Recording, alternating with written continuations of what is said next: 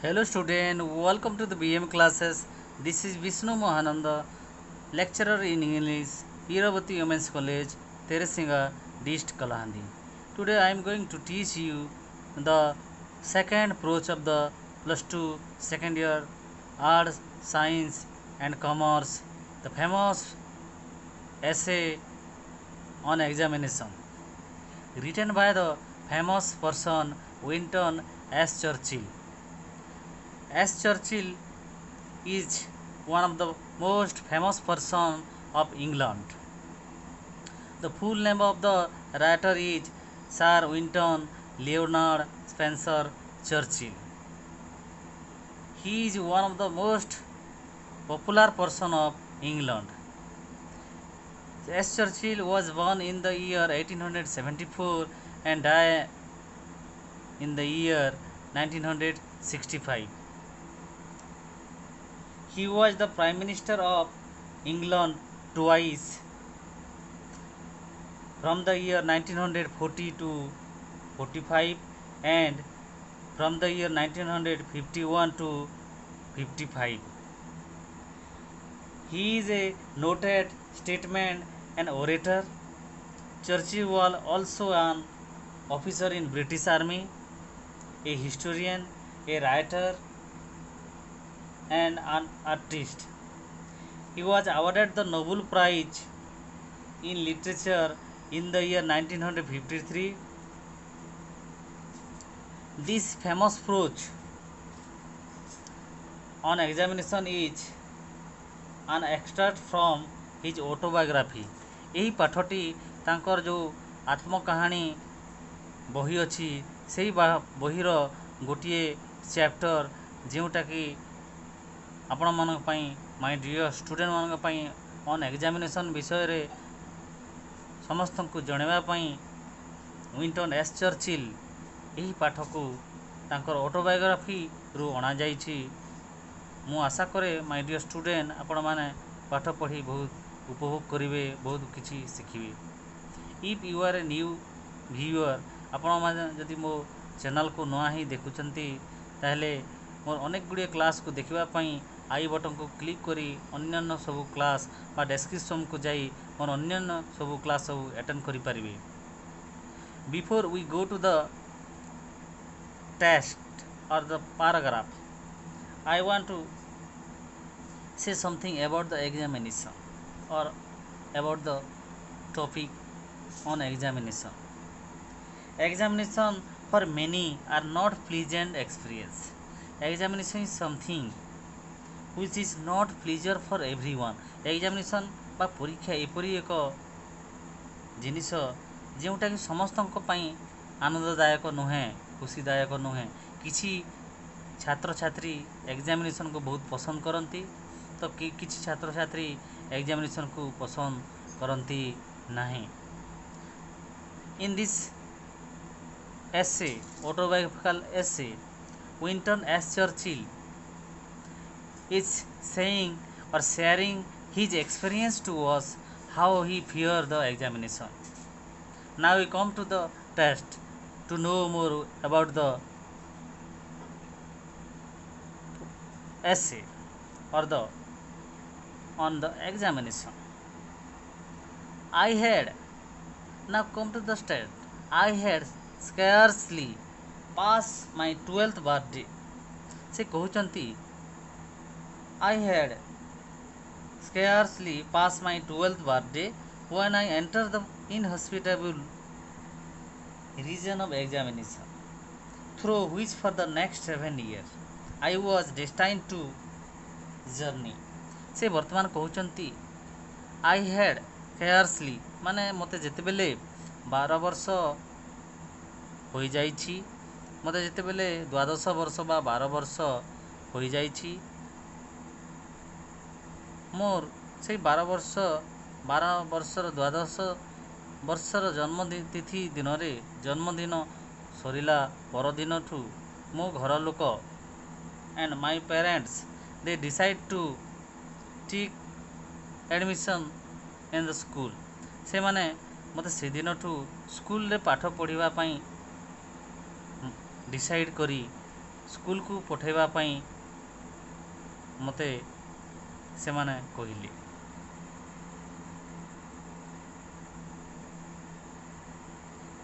But at that time, if anyone want to take admission in any type of school, there was a entrance exam. These examinations were very I was destined to journey. Say I was destined to journey ଏଠି କହିଲେ ସେ ବାଧ୍ୟ ଏହି ସ୍କୁଲକୁ ଯିବାକୁ ତାଙ୍କର parents ତାଙ୍କୁ ସ୍ଥିର କରିଥିଲେ। ତେଣୁ ସେ ଯିବା ପାଇଁ ତାଙ୍କୁ ଯିବା ପାଇଁ ପଡ଼ିଥିଲା। କିନ୍ତୁ ସେ ସମୟରେ ସ୍କୁଲମାନଙ୍କରେ ଅନେକ ଗୁଡ଼ିଏ ଏଣ୍ଟ୍ରାନ୍ସ ପ୍ରବେଶିକା ପରୀକ୍ଷାର ବ୍ୟବସ୍ଥା ଥିଲା। ଯିଏ ପାସ୍ କଲେ ଆଡ଼ମିସନ୍ ନେଇପାରିବ, ନହେଲେ ନେଇପାରିବ ନାହିଁ। There examination were a great trial to me. ସେ କହୁଛନ୍ତି ଯେ ପରୀକ୍ଷାଟା ବା ଏକ୍ଜାମିନେସନ୍ ତାଙ୍କ ପାଇଁ ସବୁଠୁ ବଡ଼ ଗ୍ରେଟ୍ ଟ୍ରାଏଲ୍ ଥିଲା। ସେ ଏକ୍ଜାମିନେସନ୍କୁ ସେତେ ପରୀକ୍ଷାକୁ ସେତେ ପସନ୍ଦ କରୁନଥିଲେ। ତାଙ୍କ ପାଇଁ ସେଇଟା ଥିଲା ବହୁତ difficult. The subject which were dearest to the examiners were almost invariable these I face list. ଯେଉଁ ସବଜେକ୍ଟ ଗୁଡ଼ିକ ମୋତେ ଭଲ ଲାଗୁଥିଲା ବା ମୋ ଫେଭରାଇଟ୍ ସବଜେକ୍ଟ ଗୁଡ଼ିକ ଯେଉଁଟା ଥିଲା ସେଇ ସବଜେକ୍ଟ ମୋତେ ଏକ୍ଜାମିନେସନ୍ରେ ଫେସ୍ କରିବା ପାଇଁ ଭଲ ଲାଗୁଥିଲା। କିନ୍ତୁ the examiner on the other hand were partially Latin and mathematics and there will prevail. Moreover, the question which they asked on both these subjects were almost invariable, those to which I was unable to suggest a satisfactory answer. କିନ୍ତୁ ଯେଉଁ subject ମୋ ପାଇଁ difficult ଥିଲା, for example Latin and mathematics, ଏଇ ଦୁଇଟା subject ମୋ ପାଇଁ ବହୁତ ଡିଫିକଲ୍ଟ ଥିଲା। ତେଣୁ ଏଇ ଦୁଇଟା ସବଜେକ୍ଟ ମୁଁ ଭଲ ଭାବରେ ଆଟେଣ୍ଡ କରିପାରିନଥିଲି, ଗୋଟେ ସନ୍ତୋଷଜନକ ଆନ୍ସାର ଲେଖିପାରିନଥିଲି। I should have liked to be asked to say what I knew. They always try to ask what I did not know, and when I would have willingly display my knowledge. ସେ ବର୍ତ୍ତମାନ କହୁଛନ୍ତି ମୋତେ ଯେଉଁ subject ଗୁଡ଼ିକ ଭଲ ଲାଗୁଥିଲା ସେଇ subject ମୁଁ ତ କମ୍ ସମୟ ଭିତରେ ବହୁତ ସୁନ୍ଦର ଭାବରେ କରିପାରିଲି। କିନ୍ତୁ ମ୍ୟାଥ୍ ଆଉ ଲାଟିନ୍ ସେଠି ଯେଉଁ ପରୀକ୍ଷକମାନେ ଥିଲେ ସେମାନେ ସେ ମ୍ୟାଥ୍ ଆଉ ଲାଟିନ୍ କରିବା ପାଇଁ ଦେବା ପରେ ମୁଁ ଧୀରେ ଧୀରେ ମୋର ମନ ପରିବର୍ତ୍ତନ ହୋଇ ଚାଲିଥାଏ, କାରଣ ମୋତେ ସେଇ ଦୁଇଟା ସବଜେକ୍ଟ ବହୁତ କଷ୍ଟ ଲାଗୁଥାଏ। And I am very weak in these two subject, so that ମୋତେ ସେଇ ଦୁଇଟା ସବଜେକ୍ଟରେ ମୋ ନଲେଜକୁ ଏକ୍ସପ୍ରେସ୍ କରିବା ପାଇଁ ମୋତେ ବହୁତ କଷ୍ଟ ହେଉଥାଏ। and they sought to expose my ignorance. This sort of treatment had only one result: I did not do well in the examination. So that I did not do well in the examination, କାରଣ ମୁଁ ସେଇ ଦୁଇଟା ସବଜେକ୍ଟରେ ଭଲ sound knowledge ନଥିବାରୁ, ମୁଁ ମୋର ଭଲ touch ହେଉନଥିବାରୁ, ସେଇ ଦୁଇଟା ସବଜେକ୍ଟ ମୋତେ ଡିଫିକଲ୍ଟ ଲାଗୁଥିବାରୁ ମୁଁ ସେଇ ଦୁଇଟା ସବଜେକ୍ଟରେ ପରୀକ୍ଷା ଭଲ କରିପାରିନଥିଲି। କିନ୍ତୁ ମୋର ଯେଉଁ favourite subject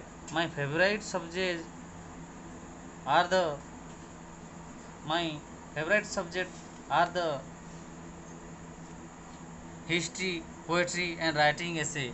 I can do very good and I can do well in these my favorite subject like history, poetry and writing essay, but I am very weak in the Latin and mathematics, so that I could not do well in the examination in both the paper math and Latin. ସେ କହୁଛନ୍ତି ଆମ ସମସ୍ତଙ୍କୁ ଜଣାଇବାକୁ ଚାହୁଁଛନ୍ତି ଯେ ଯେହେତୁ ତାଙ୍କର math ଆଉ ଲାଟିନ୍ରେ ସେ ଦୁର୍ବଳ ଥିଲେ ବା ୱିକ୍ ଥିଲେ, ସେ ସବଜେକ୍ଟ ତାଙ୍କୁ ବେଶୀ ଡିଫିକଲ୍ଟ ଲାଗୁଥିଲା, ତେଣୁ ସେ ଦୁଇଟା ସବଜେକ୍ଟରେ ସେ ଭଲ କରିପାରିନଥିଲେ ବୋଲି ଆମ ସମସ୍ତଙ୍କୁ ସେ ଜଣାଉଛନ୍ତି।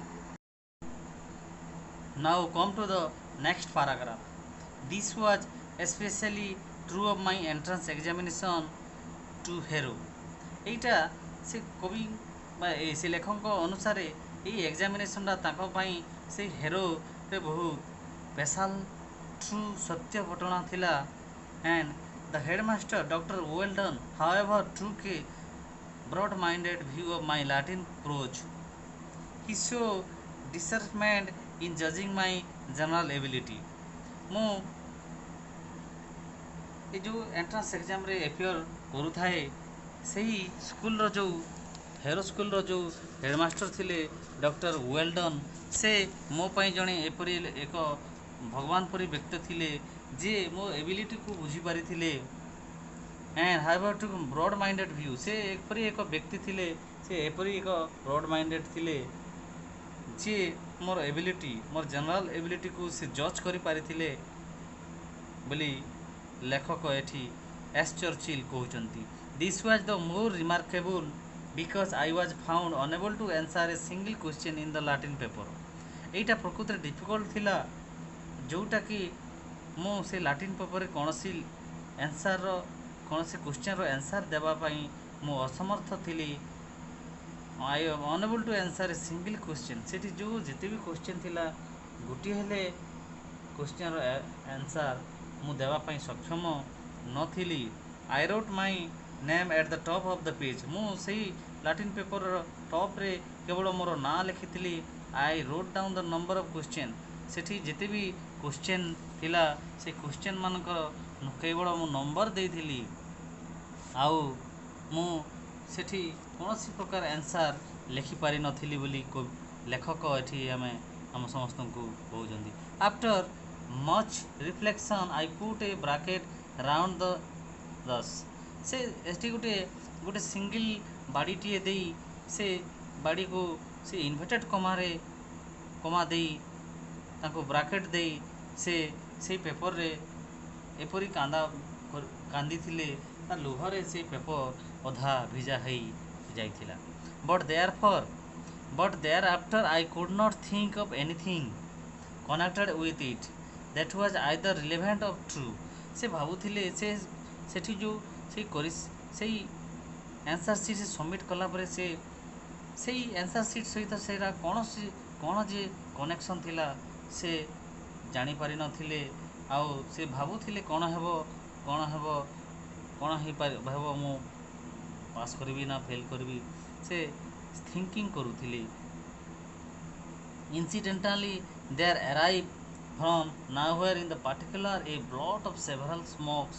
I gazed for 2 whole hours at this sad spectacle।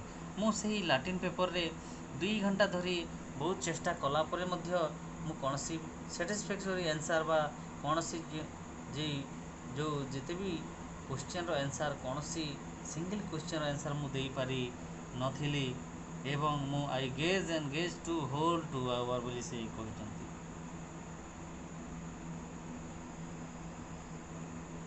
With all the others and carried up to the headmaster table after the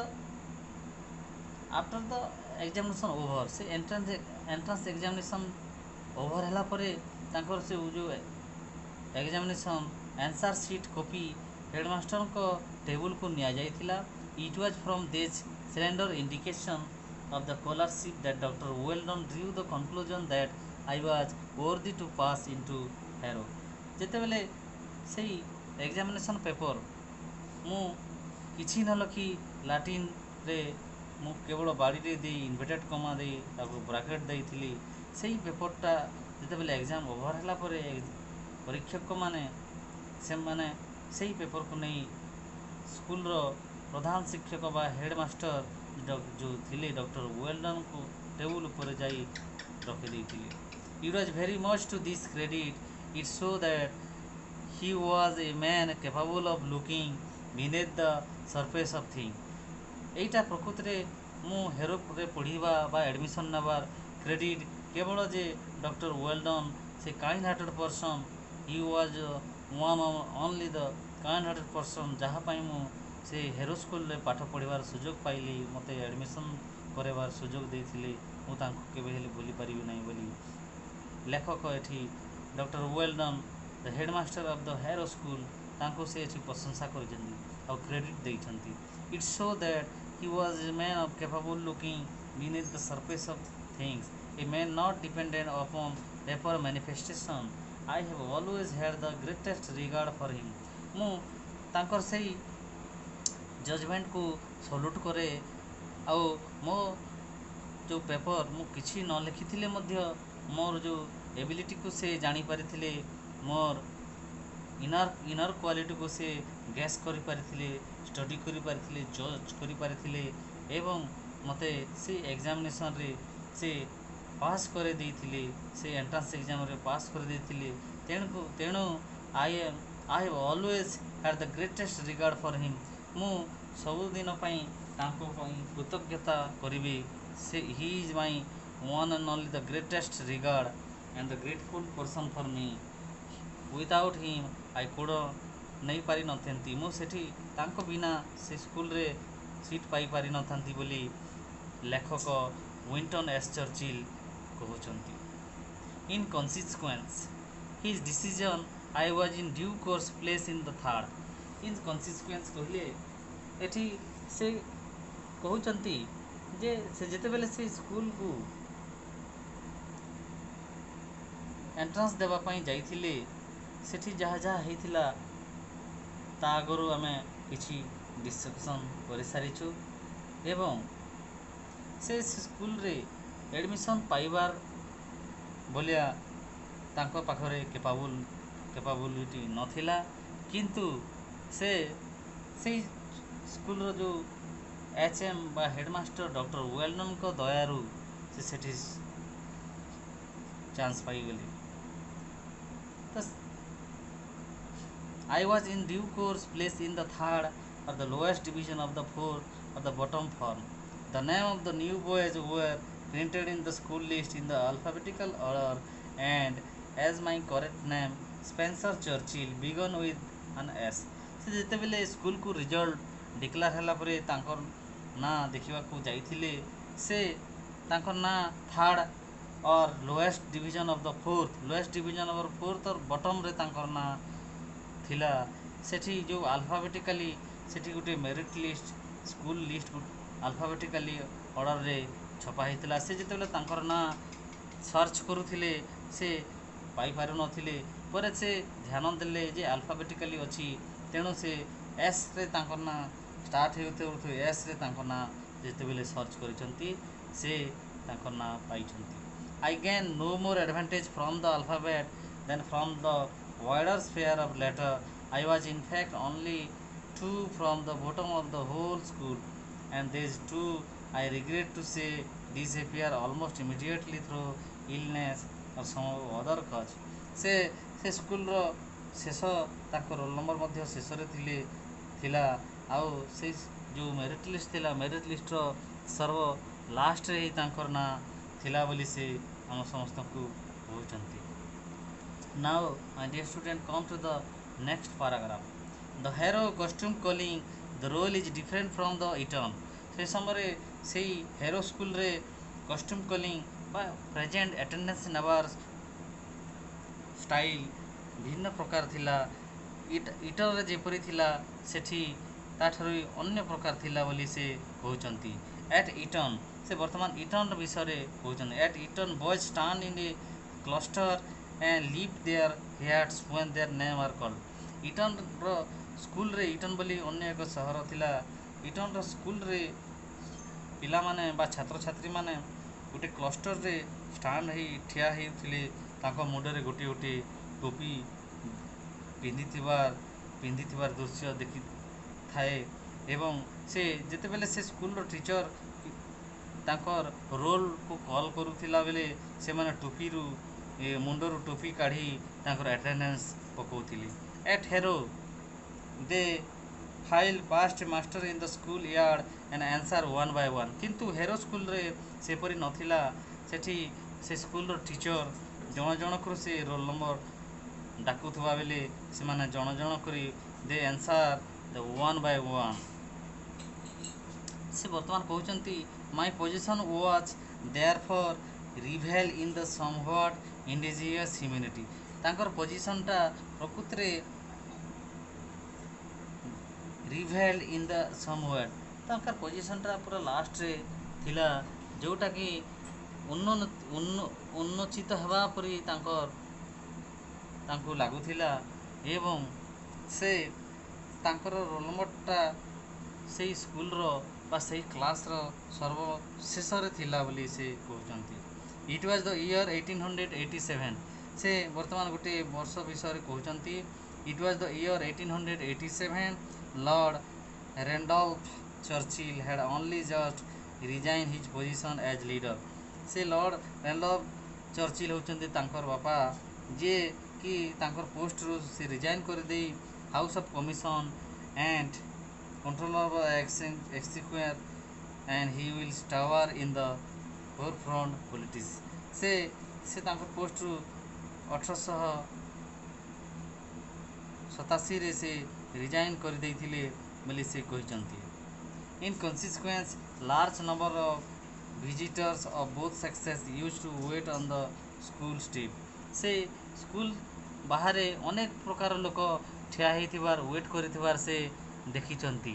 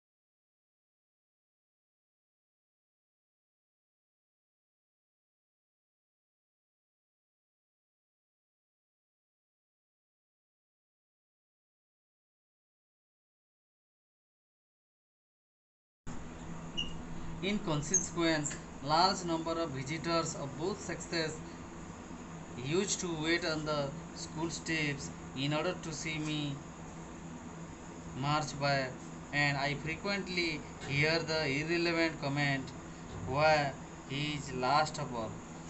ଏଠି ସେଇ ସ୍କୁଲରେ ଅନେକ ଗୁଡ଼ିଏ ଭିଜିଟର୍ସ, ବିଭିନ୍ନ ଗାର୍ଡ଼ିଆନ୍ ପ୍ୟାରେଣ୍ଟସ୍ ମାନେ ଆସୁଥାନ୍ତି, ଆଉ ବିଭିନ୍ନ ଉଭୟ ମହିଳା ଆଉ ପୁରୁଷ, both the men and women were wait on the school steps ବା ସ୍କୁଲ ବାହାରେ ଯେଉଁ ପାହାଚ ଥିଲା ସେଠି ଅପେକ୍ଷା କରିଥାନ୍ତି ଏବଂ ମୋତେ ସମସ୍ତେ ଦେଖୁଥାନ୍ତି ମୁଁ କାହିଁକି ସମସ୍ତଙ୍କ ପଛରେ ଏବଂ ମୁଁ ସମସ୍ତଙ୍କ ଲାଷ୍ଟରେ କାହିଁକି ଅଛି ବା ସବୁବେଳେ କାହିଁକି ଲାଷ୍ଟରେ ରୁହେ ବୋଲି ସମସ୍ତେ ମୋ ବିଷୟରେ ଜାଣିବା ପାଇଁ, ମୋତେ ଦେଖିବା ପାଇଁ ମୁଁ ଅନ୍ୟ ଲୋକମାନଙ୍କର ଠାରୁ ଶୁଣିଛି ଯେ ସେମାନେ ସମସ୍ତେ ମୋତେ ଦେଖିବା ପାଇଁ ମୋ ପ୍ରତି କମେଣ୍ଟ କରୁଥିବାର କଥା ମଧ୍ୟ ମୁଁ ଶୁଣିଛି ବୋଲି ଏଠି ଲେଖକ ଏସ୍ ଚର୍ଚ୍ଚିଲ୍ କହିଛନ୍ତି। ପ୍ରକୃତରେ ଏସ୍ ଚର୍ଚ୍ଚିଲ୍ କିପରି ଏକ ବ୍ୟକ୍ତି ଥିଲେ ଆମେ ତାଙ୍କର ଏହି ପାଠରୁ ଆମେ ଜାଣିପାରିବା। ସେ ପ୍ରକୃତରେ ସେଇ ପାଠରେ ସେଇ ହେରୋ ସ୍କୁଲରେ ପଢ଼ିବା ଭଳି ତାଙ୍କର ଦକ୍ଷତା ନଥିଲେ ମଧ୍ୟ ସେଠିକାର ଯେଉଁ HM ଥିଲେ ବା ହେଡ଼ମାଷ୍ଟର ଥିଲେ, ଯିଏକି ତାଙ୍କର ଏବିଲିଟିକୁ ଜାଣିପାରି ସେ କିଛି ନ ଲେଖିଥିଲେ ମଧ୍ୟ ତାଙ୍କୁ ପାସ୍ କରାଇ ଦେଇଥିଲେ ଏବଂ ସେଇ ସ୍କୁଲରେ ପଢ଼ିବାର ସୁଯୋଗ ତାଙ୍କୁ ମିଳିଥିଲା। ପ୍ରକୃତରେ ଏସ୍ ଚର୍ଚ୍ଚିଲ୍ ଜଣେ lucky fellow one who has took the admission in the higher school and who has the last boy of his classroom, जी कि से क्लासर लास्ट बॉय थिले। लोक माने ताकू अनेक गुड़े प्रकार कमेंट करुथिले। विभिन्न विजिटर्स माने जो माने स्कूल रो बाहर जो स्टेप थिला से स्टेप्स रे ठिया है यही विंस्टन एस चर्चिल को देखिबा पई रहुथिले एवं तांकू अनेक गुड़े कमेंट मध्य सुनिबा को मिलुथिला। आउ लोक माने तांकू विभिन्न प्रकार क्वेश्चन करुथिले why he is last of all, से काहेकि सेठी एते शह छात्र छात्री मध्यरु शेष छात्र कहीं थिला, समस्त लास्ट से केमती आसुथिला, समस्त लास्ट रे से कहीं बसुथिला, ये विषय सब जानापी अनेक प्रकार विजिटर्स विभिन्न आसीथिबा परिदर्शक दर्शकी माने ऑडियंस माने गार्डियन पेरेंट्स माने मध्य तांको विषय जानापी अनेक गुरे प्रश्न करुथिले एवं तांको किसी लोक माने उपहास मध्य करुथिले बोली लेखक आमर यही लास्ट आंजारे फास्ट यूनिट्र लास्ट आंजारे कही। माय डियर स्टूडेंट, आज आम ये फास्ट यूनिट पढ़ा ये क्लास जदि आपण मानक भल लगी यही क्लास पार्ट 2 वीडियो देखापी क्वेश्चन आंसर डिस्कसन देखापी मो क्लास बीएम क्लास को लाइक करूँ, शेयर करूँ, सब्सक्राइब करी पाखरे थिबा बेल आइकन को दबाई दिंतु, जहाँफल मुझे ऑन एग्जामिनेशन पाठर द्वितीय पार्ट 2 वीडियो तैयारी करी यूनिट 2 क्लास करी आपण मानक सर्वप्रथमे नोटिफिकेशन चलीज, आपण मैंने घरे थी क्लास करें। धन्यवाद।